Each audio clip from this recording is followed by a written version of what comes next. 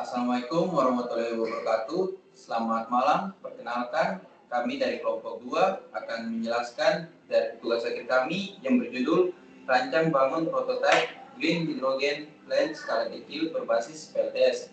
Sebelumnya saya akan memperkenalkan diri. Saya Joseph Christopher Lomberi, NIM 2022-11110, dan teman saya Muhammad Taufik dengan NIM 2022-11004.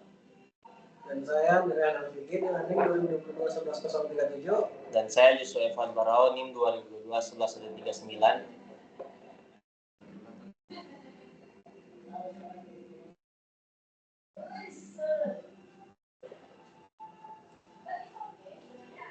Pertama-tama yaitu saya akan menjelaskan dari latar belakang. Ketergantungan global pada energi fosil telah menimbulkan ancaman ganda yang signifikan, yaitu masalah keamanan energi akibat ketersediaan sumber daya yang terbatas dan fluktuasi harga, serta dampak lingkungan serius berupa peningkatan emisi gas rumah kaca yang memicu pemanasan global. Hidrogen hijau muncul sebagai solusi menjanjikan untuk tantangan energi global. Berbeda dengan hidrogen yang diproduksi dari bahan bakar fosil.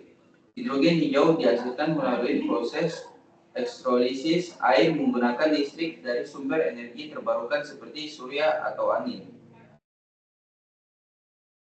Penelitian ini bertujuan untuk merancang pembangunan dan menganalisis kinerja prototipe sistem Green Hydrogen Plant skala kecil yang mengintegrasikan pembangkit listrik tenaga surya sebagai sumber energi utama.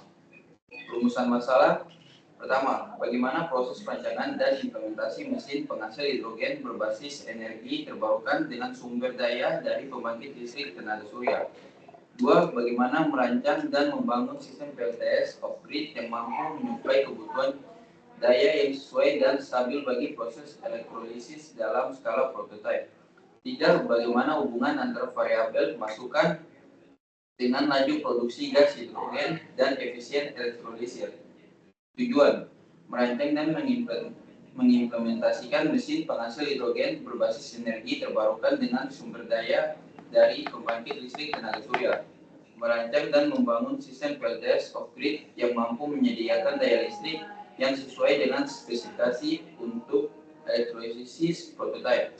Yang ketiga, menganalisis pengaruh variasi tegangan dan arus listrik terhadap laju produksi gas hidrogen. Lanjut, ruang lingkup masalah. Penelitian ini berfokus pada perancangan dan pembangunan prototipe sistem skala kecil. Yang kedua, sumber energi terbarukan yang digunakan adalah panel surya. Yang ketiga, analisis performa sistem dibatasi pada pengaruh tegangan dan arus terhadap laju produksi hidrogen dan efisiensi elektrolisis. Yang keempat, sistem penyimpanan gas hidrogen yang digunakan adalah tabung atau wadah bertekanan rendah yang dirancang untuk skala prototipe. Selanjutnya bab 2. Bab 2 itu ada tinggal pustaka. Kemudian dari titik 1 itu penelitian yang relevan. Nah, di penelitian yang relevan itu terdapat ada 10 penelitian. Nah, salah satunya itu adalah Parman et al. 2024. Dalam penelitian itu yang berjudul Desain Sistem Hidrogen Hijau dengan Sumber Listrik dan Pembangkit Listrik Tenaga Surya di Lombok. Namun itu mengembangkan sebuah studi kelayakan teknis menggunakan simulasi MATLAB Simulink. Nextnya itu di 2.2 itu ada landasan teori dimana green hydrogen itu dipandang sebagai sumber energi bersih yang prospektif dan terus dikembangkan karena sifatnya yang ramah lingkungan dan bebas emisi karbon saat dimanfaatkan. Secara spesifik, hidrogen hijau atau green hydrogen ini diproduksi melalui proses elektrolisis air yang dayanya disuplai oleh energi listrik terbarukan, seperti yang dihasilkan oleh pembangkit listrik tenaga surya atau PLTS. Energi hidrogen ini memiliki karakteristik yang ramah lingkungan dan dapat dihasilkan melalui berbagai metode, termasuk elektrolisis air dan pemrosesan bahan bakar fosil dengan teknologi pemisah karbon. Nah, hidrogen ini juga diakui sebagai sumber energi yang bersih vital yang berpotensi signifikan dalam mengurangi emisi karbon dan mencapai target net zero emission atau NZE. Pemerintah di Indonesia itu telah menyusun peta jalan strategis untuk mengembangkan hidrogen hijau di sektor energi yang direncanakan simulasi bertahap pada tahun 2031 dan diperkirakan akan mengalami peningkatan pesat pasca 2050. Kemudian ada 2.2 kedua itu energi terbarukan untuk produksi hidrogen. Nah, di diagram itu mengilustrasikan rantai nilai atau value chain hidrogen hijau, mulai dari sumber energi terbarukan atau surya atau angin yang menghasilkan listrik disalurkan ke elektrolisar untuk memecah air menjadi dua, yaitu H2 dan O2. Lalu gas hidrogen disimpan dan akhirnya didistribusikan untuk berbagai hal seperti transportasi dan industri kimia. Kemudian itu ada energi surya, di mana itu energi surya merupakan salah satu sumber energi primer yang digunakan teknologi fotovoltaik untuk menghasilkan listrik. Kemudian energi angin itu, potensi energi angin di Indonesia juga cukup tinggi, terutama di daerah pesisir dan pegunungan. Terus itu ada elektrolisis air, di mana itu proses produksi hidrogen melalui elektrolisis air adalah metode yang digunakan untuk memecah molekul air menjadi hidrogen dan oksigen. Next, kita bisa lihat di bab 3. Nah, di sini terdapat bab 3 yaitu metode penelitian. Tempat dan waktu penelitian itu di kampus Institut Teknologi PLN dan kurang waktu 4 bulan untuk pengambilan data secara langsung di lapangan. Selanjutnya ada 3.2 yaitu desain penelitian. Di sini terdapat rancangan penelitian,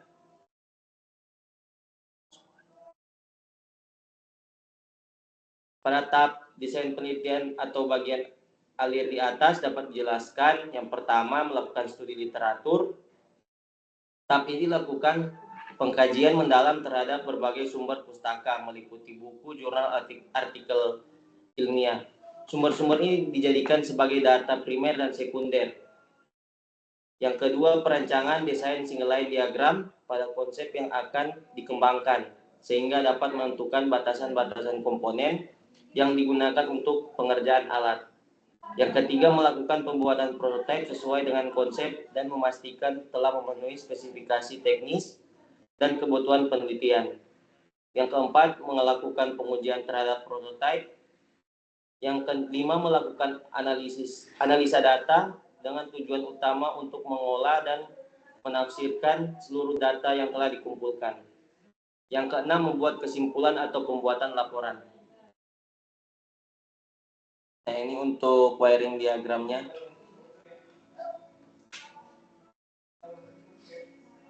Selanjutnya ada spesifikasi teknis prototipe, yaitu pertama PLTS monokristalin, yang kedua elektroliser alkaline water elektrolisis, yang ketiga ada elektroda stainless steel 316, yang keempat ada elektrolit katalis kalium hidrosida, yang kelima ada sistem penyuplaian daya off grid. Nah, ini untuk desain alatnya.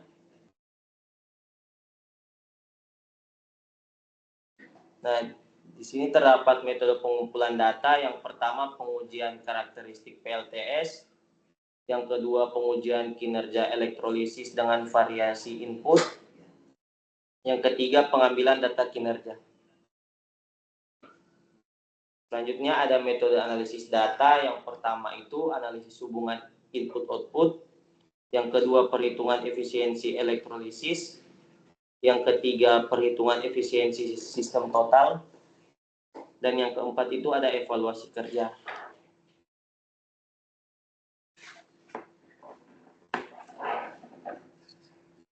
Oke, selanjutnya ada bab 4 di hasil dan pembahasan. Untuk yang pertama itu hasil pengujian komponen alat. Yang pertama ada hasil pengujian karakteristik PLTS. Di sini langsung saja dapat dilihat untuk tabel hasil pengujiannya. Itu menunjukkan bahwa nilai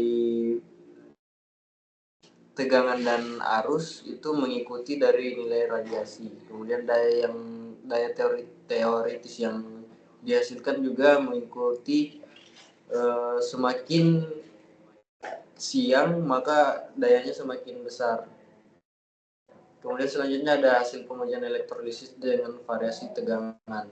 Nah, untuk hasil pengujian elektrolisis ini, untuk data tegangannya sudah ditentukan. Untuk variabelnya ada 5 variabel, yaitu 3, 3,5, 4, 4,5, dan 5. Sehingga arus yang terukur itu ada 5 juga. Kemudian untuk tekanan awal dan tekanan akhir itu belum sempat diambil datanya. Sehingga selanjutnya pada analisis data, untuk perhitungan volume secara teoritis menggunakan hukum Faraday itu sudah dapat diambil untuk kelima variabel. Masing-masing ada 0,152 liter, 0,222 liter, 0,293 liter, dan 0,365 liter, dan 0,439 liter. Untuk perhitungan volume aktual secara metode tekanan itu belum dapat diambil dikarenakan data tekanannya belum tersedia.